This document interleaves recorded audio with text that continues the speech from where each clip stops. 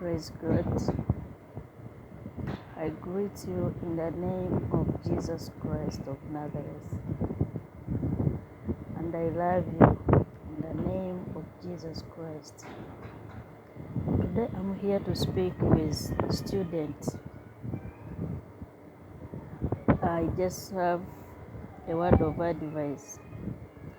Yeah, it can profit the student or it can even profit you who is not at school, and it can help you. So, students, you need to value education, and you, the student of Jesus Christ, you need to study the book, because examination day is about to come, and I've just come to give you tip on the questions or the subjects. Each question, like each subject, I'm going to give you like one question they are going to ask you. So the only advice, if you want to pass this exam, read the book.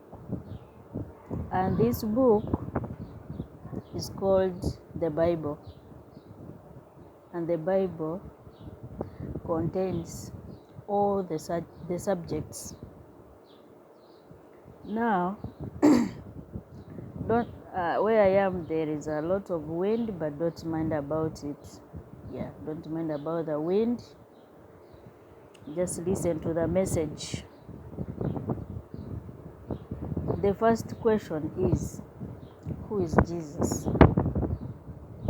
I know many or some of you, when they ask who is Jesus, you call him my Redeemer, my Lover, my Healer, my Protector, and others.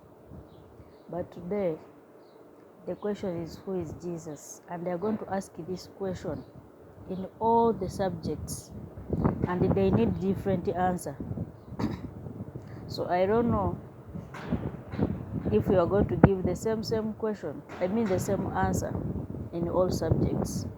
But me, I've just come here to show you how you can answer this question in all subjects. We are going to start with chemistry. Who is Jesus in chemistry? In chemistry, when you read the book of John, chapter 2, verse 6 to 10, then John, chapter 4, verse 46, you will know who is Jesus.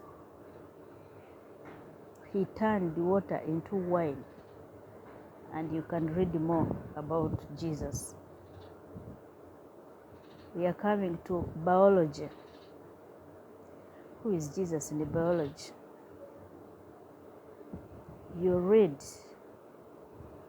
the book of Isaiah, chapter 7, verse 14, and Luke, chapter 1, verse 26 to 37. Jesus in biology, he was born without normal conception.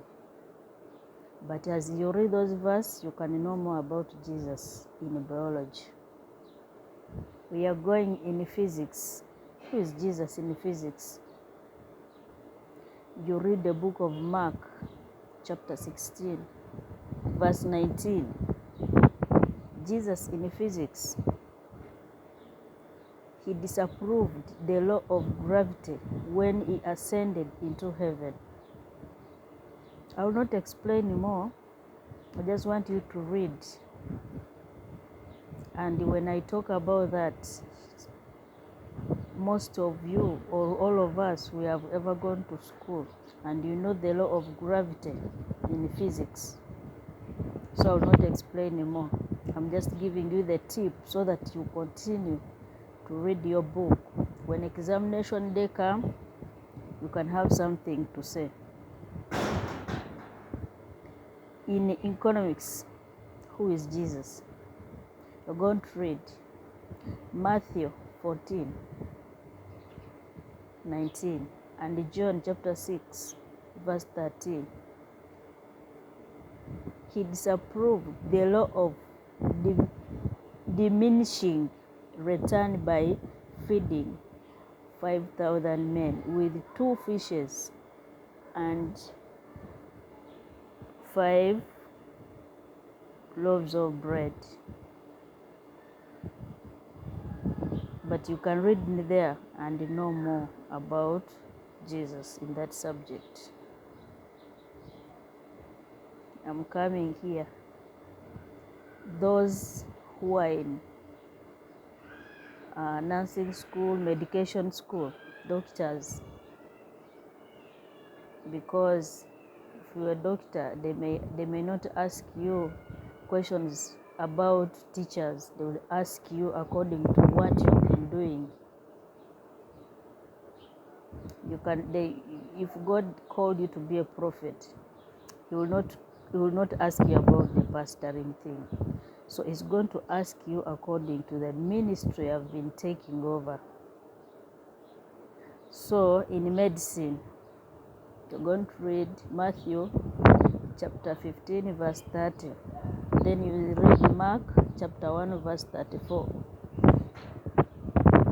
Jesus, He cured the sick and the blind without administering a single dose of drugs. That is Jesus in medication. In history, who is Jesus? You will read John chapter 1 verse 1 to 5 and Revelation 22:13. Revelation 21:6. Jesus, He is the beginning and the end. In government, who is Jesus? In government, who is Jesus? You read Isaiah chapter 9 verse 6 to verse 7. He said that He shall be called Wonderful Counselor, Prince of Peace. The government is on His shoulder.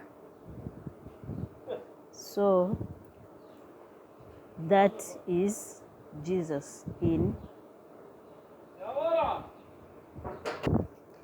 that is how we explain Jesus in government. So those who are in power in government and you think He doesn't know anything about the government, my friend, do the thing in the correct way, because He knows everything. In religion, who is Jesus in religion? You will read John chapter 14 verse 4 to verse 6. He said, no one comes to the Father except through Him. So those who are doing things wrong, you say that there are so many ways of killing a rat. Even if I just go to church, I keep like this holiday, even if I will reach to heaven. Even if I just go every day in church, I will reach to heaven. That even if I do what, I will go to heaven. As long as I always give a lot of money in church, I will reach to heaven. I always support the orphans, the widow, I will reach to heaven. I always contribute whenever they need a need in church, I will reach to heaven. My dear, it will not take you to heaven. There is one way to heaven. No one comes to my Father except through Him. So if you have not accepted, you continue to spend money, continue to sing, continue to go to church every day, but without that, you will not. Let's continue. So, like that one I said, you read in John 14, 4 to 6. So, who is Christ?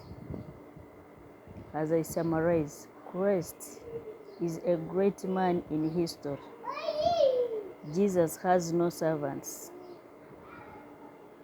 yet they call him Master. Had no degree, yet they called him Teacher. Had no medicines, yet they called him Healer. He had no army, yet